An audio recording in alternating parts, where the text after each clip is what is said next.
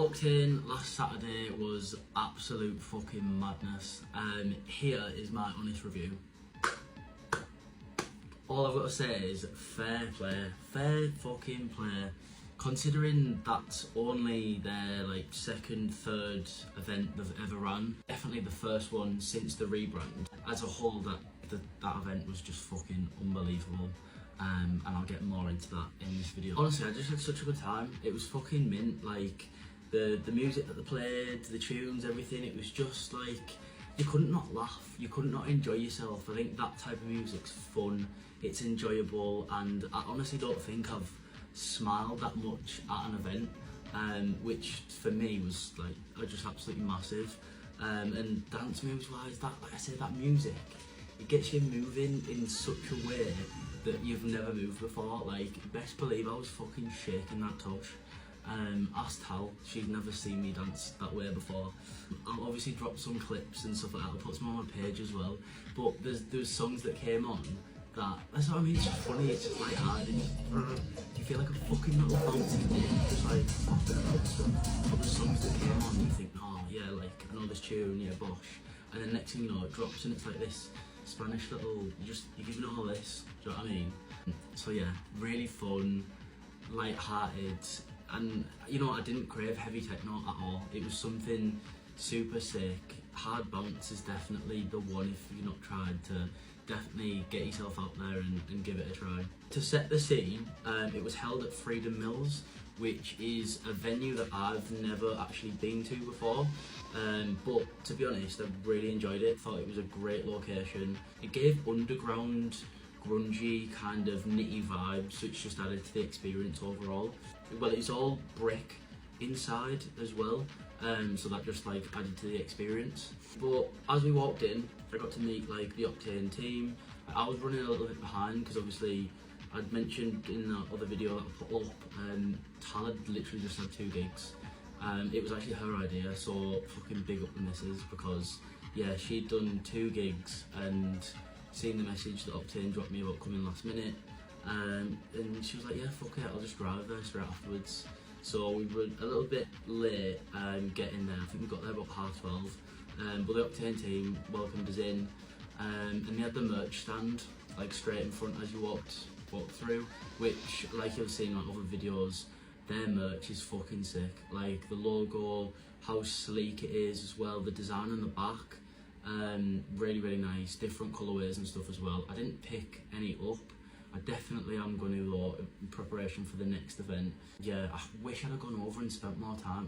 I think because I was so late, or felt like I was rushed, I just jumped straight in and was on the dance floor and stuff like that. I didn't really take in everything else, which I definitely will do next time. Opposite that was where the bar is, and then you just walk all the way through to where the dance floor is and the DJ and stuff like that. And that bit was quite a decent open space. It wasn't packed either, so it meant that you always had plenty of space to dance about and stuff like that. And they also had the logo above where the decks were, which also just looked mint.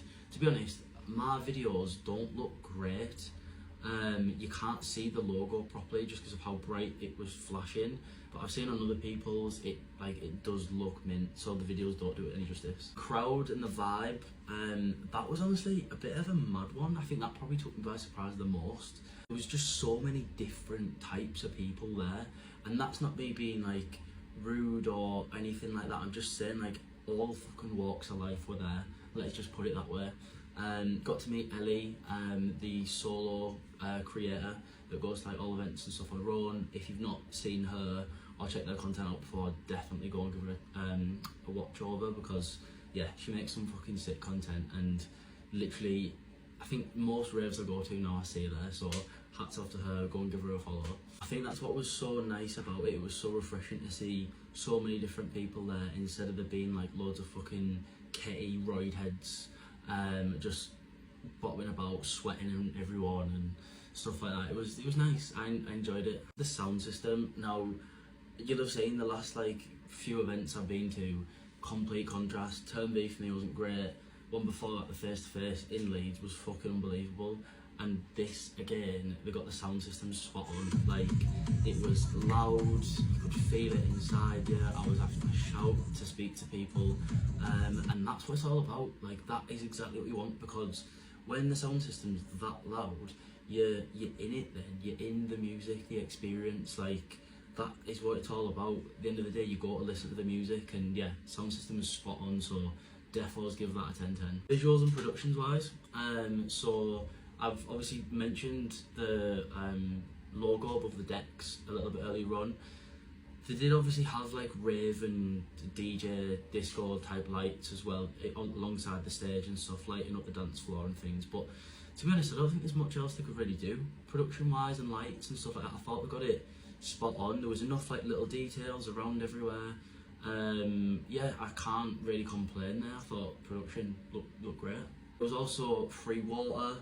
There was a seating area, and then there was a big like smoking area out the back. Obviously, if you got a little bit too hot, you wanted some fresh air, you needed a fag, that kind of stuff. The only downside was with the back door being open, it's like one long path through, if that makes sense, to where the dance floor is. Every now and again, you'd get like a big fucking gust of wind or something like that, where you'd get like a few like cold chills. But like, that's me nitpicking. Like, it probably wouldn't be that bad if it was packed in there. And it's winter, so it's gonna be cold. Do you know what I mean? I was wearing fucking someone else's clothes, to be honest, because I was that late. But I had like a jacket top on. So you could just take one with them with you, and if you got too hot, just take it off. If you got cold, shot back on. So yeah, that's me nitpicking though. Overall, I would 100% give OCTAINE and that event itself a 9 out of 10. Solid 9 out of 10. I honestly can't wait for the 20th of December for the next one. Me and Tal are definitely going to, she's actually got a gig that same fucking day again. Which, hats off to her, she's smashing it. But she's gonna do the same. We're gonna drive straight up after the gig, but we're gonna stay over this time and not drive straight back, just so we can stay the full length of time, enjoy it, and yeah, make the most of it.